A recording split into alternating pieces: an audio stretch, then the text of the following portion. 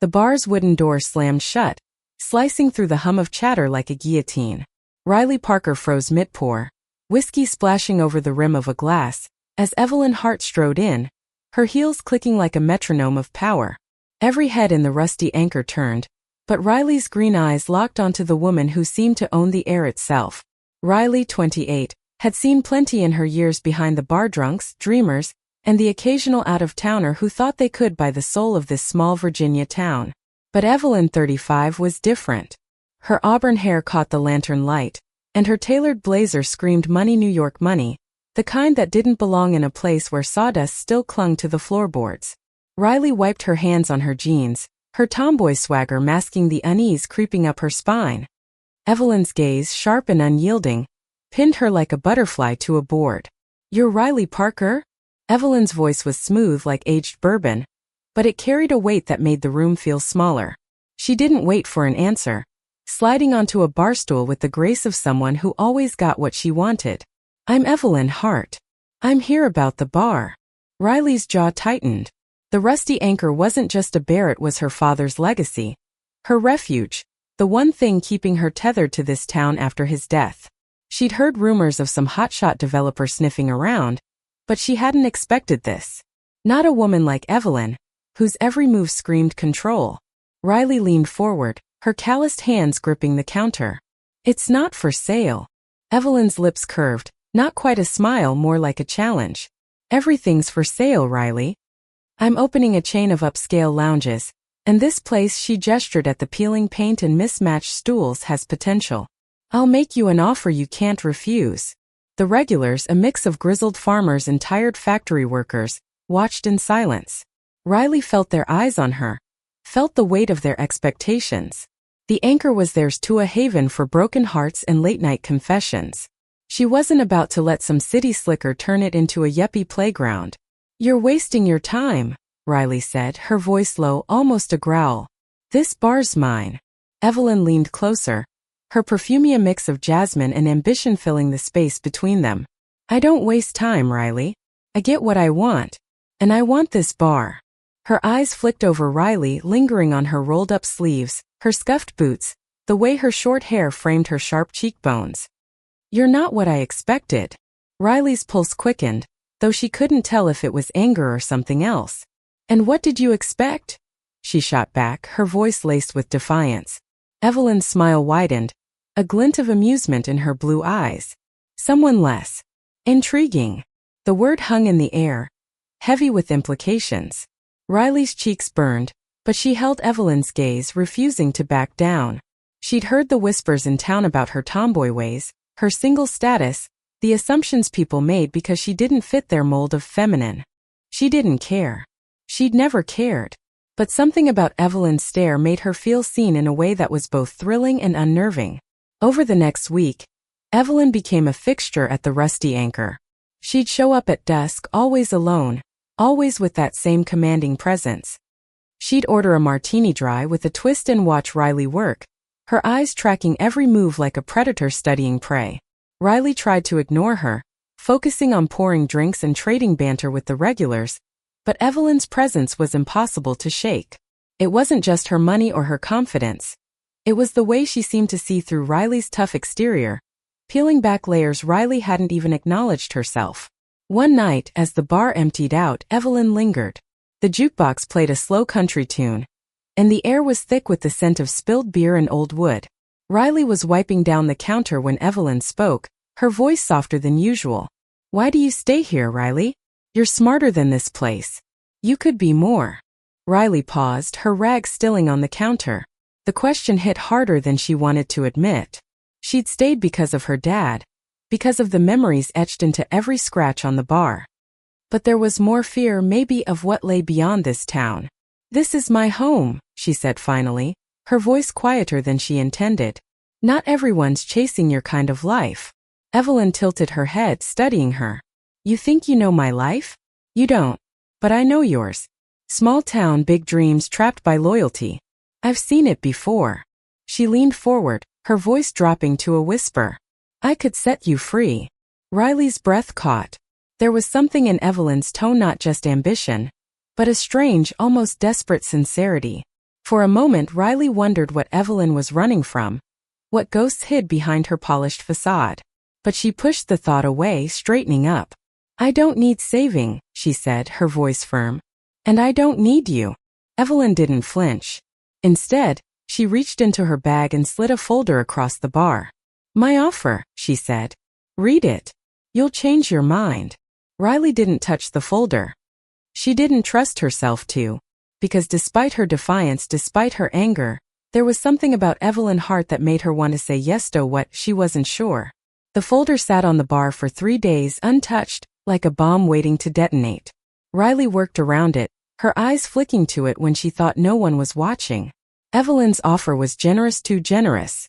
$1 million for the rusty anchor, enough to pay off the debts her father left, enough to start over anywhere. But every time Riley thought about opening it, her stomach twisted. Selling meant erasing her dad, erasing herself. Evelyn kept coming back, each visit chipping away at Riley's resolve. She'd sit at the bar, nursing her martini, asking questions that cut too deep. "What's the worst thing you've ever done, Riley?" she asked one night, her voice playful but her eyes serious. Riley laughed it off, pouring a shot for a regular, but the question lingered. The worst thing? Maybe it was staying here, letting the town's whispers define her. Maybe it was being too scared to find out who she really was. The regulars started noticing Evelyn too. Old man Jenkins, who'd known Riley since she was a kid, pulled her aside one evening. "That city woman's trouble," he muttered, his breath sour with cheap beer. "She's got her eye on more than the bar, mark my words." Riley brushed it off, but his words stuck. She'd caught Evelyn's glances, the way her eyes lingered on her hands, her smile. It wasn't just business. It was personal. One rainy night, the bar was nearly empty, the patter of rain on the roof drowning out the jukebox. Evelyn was there as usual, her blazer swapped for a cashmere sweater that made her look softer, less untouchable. Riley was restocking bottles when Evelyn spoke, her voice cutting through the quiet. "You ever think about leaving, Riley? Really leaving?" Riley's hand stilled on a bottle of gin. "Why do you care?" she asked, turning to face her. Evelyn's eyes were different tonight, less guarded, almost vulnerable. It threw Riley off balance. "Because I see you," Evelyn said, her voice low. "You're not just some bartender in a nowhere town. You're alive. More than anyone I've met in years." She leaned forward, her fingers brushing the edge of the bar, inches from Riley's. "I don't just want the bar, Riley. I want to know you." The words hit like a punch. Riley's heart pounded, her mind racing. She'd spent years dodging assumptions about her short hair, her flannel shirts, the way she never dated. She'd never confirmed or denied the rumors, because what did it matter? But now, with Evelyn's eyes on her, she felt exposed, raw. "You don't know me," she said, but her voice cracked, betraying her. "I could," Evelyn replied, her voice soft but unyielding. "If you'd let me." The air between them crackled, heavy with possibility. Riley wanted to push back, to tell Evelyn to take her money and her fancy words and leave. But she couldn't move, couldn't look away. For the first time, she wondered what it would be like to let someone in, to let herself feel something beyond duty and grief. The moment was broken by the door swinging open, a gust of rain-soaked air flooding the bar. It was Tommy, the town's deputy, his uniform dripping. "Riley, we got a problem," he said, his face grim. "Someone's been poking around your dad's old records. Property stuff. Looks like they're trying to find a loophole to force a sale." Riley's blood ran cold. She didn't need to ask who. She turned to Evelyn, who was watching her with an unreadable expression. "Is this you?" Riley demanded, her voice shaking. "You digging into my family?" Evelyn's face didn't change, but her eyes flickered with something, guilt, maybe, or defiance. "I told you, Riley. I get what I want." Riley slammed her hand on the counter, the folder skittering to the floor. "Get out," she said, her voice low and dangerous. "Now." Evelyn didn't move for a moment, her gaze locked on Riley's. Then she stood, slow and deliberate, and walked out into the rain. Riley watched her go, her chest tight with anger and something she couldn't name. The folder lay open on the floor, its pages wet and crumpled, but Riley didn't pick it up. She didn't need to. She knew what Evelyn was capable of now. Riley didn't sleep that night. She sat in her dad's old office above the bar, surrounded by boxes of faded receipts and yellowed deeds, searching for anything that could protect the rusty anchor. The rain had stopped, but the air felt heavy, like the town itself was holding its breath. By dawn she'd found no thing, no loophole, no defense. Just a sinking feeling that Evelyn Hart was playing a game Riley didn't understand. She went back to work, her eyes gritty with exhaustion, her hands unsteady as she poured drinks. The regulars sensed her mood, keeping their distance, but their whispers followed her. "Heard that city woman's got lawyers now," one said. "She's gonna take the anchor, Riley. You gotta fight." Fight. As if she hadn't been fighting her whole life against grief, against debt, against the town's judgment. Evelyn didn't show up that night or the next. Riley told herself she was glad, but the bar felt emptier without her presence, her sharp wit, her maddening confidence. On the third night, Riley was closing up when a letter arrived, delivered by a courier who looked as out of place as Evelyn had. It was from Hart Enterprises, Evelyn's company. The words were cold, legal. A formal offer to buy the bar with a deadline. 3 days. Riley's hands shook as she read it, her anger flaring anew. Evelyn wasn't just playing dirty, she was playing to win. The next evening, Riley was wiping down tables when the door opened, and Evelyn walked in. The bar went quiet, the tension thick enough to choke on. Evelyn looked different, less polished, her hair loose, her eyes tired. Riley's heart twisted, but she forced herself to stay cold.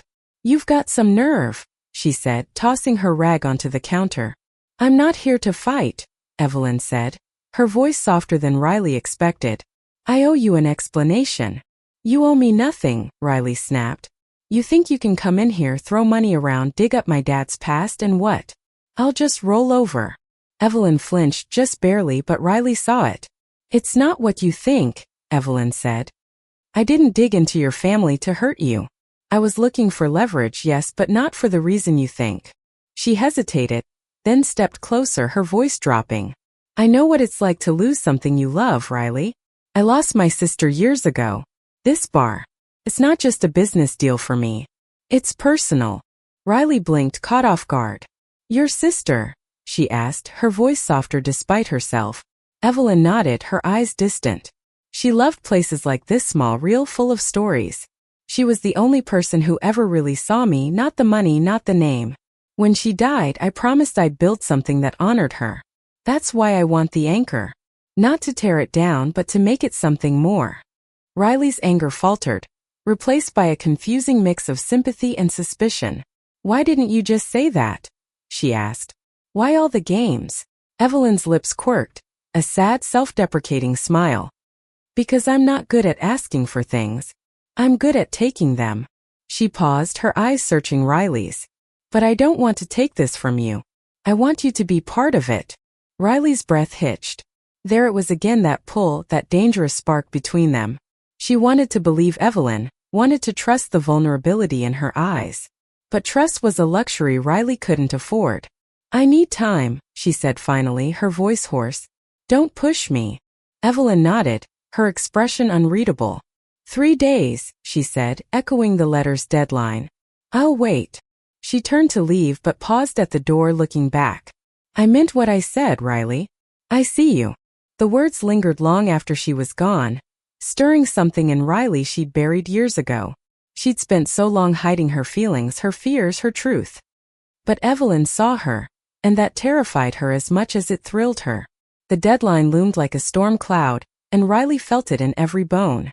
She spent the next 2 days digging through legal advice, talking to the town's only lawyer, a grizzled man named Carl who smelled of cigars and regret. He confirmed what she feared. Evelyn's team had found a lien on the bar, a debt her father had taken out years ago that Riley hadn't known about.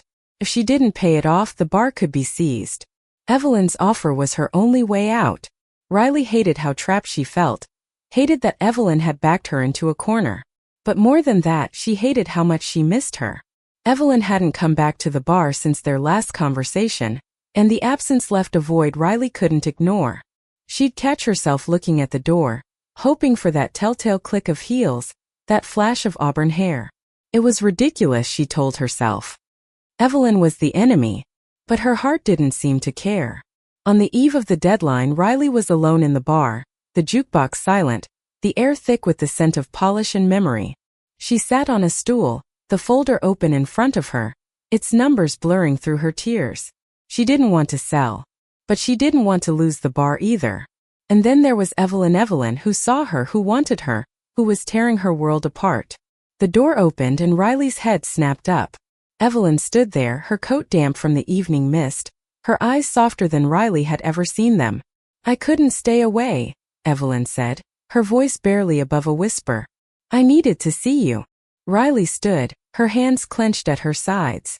"You're about to take everything from me," she said, her voice shaking. "Why should I let you anywhere near me?" Evelyn crossed the room, stopping just short of the bar. "Because I'm not taking anything," she said. "I'm offering you a choice. Keep the bar, run it with me. Make it what your dad would have wanted. Or take the money and start over. But whatever you choose, I want you to choose it with me." Riley's heart pounded so hard she thought it might break. "Why me?" she asked, her voice raw. "Why does it have to be me?" Evelyn stepped closer, close enough that Riley could feel the warmth of her, could see the flecks of gold in her blue eyes. "Because you're real," Evelyn said. "Because you make me feel something I haven't felt since I lost her. Because I'm falling for you, Riley, and I'm terrified you'll hate me for it." The confession hung between them, fragile and electric. Riley's breath caught, her mind reeling.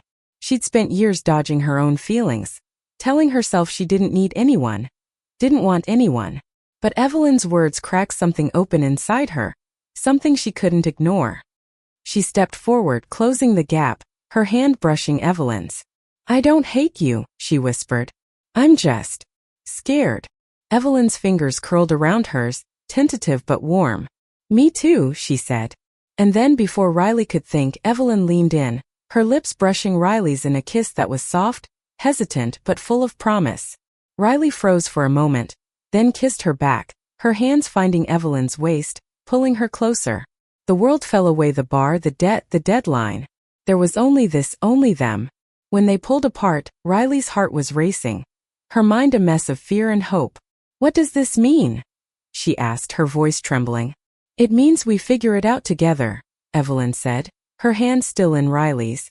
"No games. No secrets. Just us." The deadline came and went, but the bar stayed open. Riley and Evelyn sat down with Carl the next day, hammering out a deal that kept the rusty anchor in Riley's name, while Evelyn invested to clear the debt. It wasn't a takeover, it was a partnership. The bar would stay true to its roots, a place for the town's misfits and dreamers, but with enough upgrades to keep it alive. Riley didn't trust easily, but she trusted Evelyn's promise. No games, no secrets. The truth came out slowly, in quiet moments over late-night drinks. Evelyn had assumed Riley was a lesbian, drawn to her strength, her defiance, her unapologetic self. But Riley hadn't known her own heart, not until Evelyn.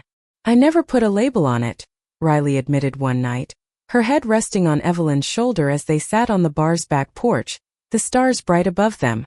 "I just felt things. And then you showed up, and I couldn't ignore it anymore." Evelyn laughed, soft and warm.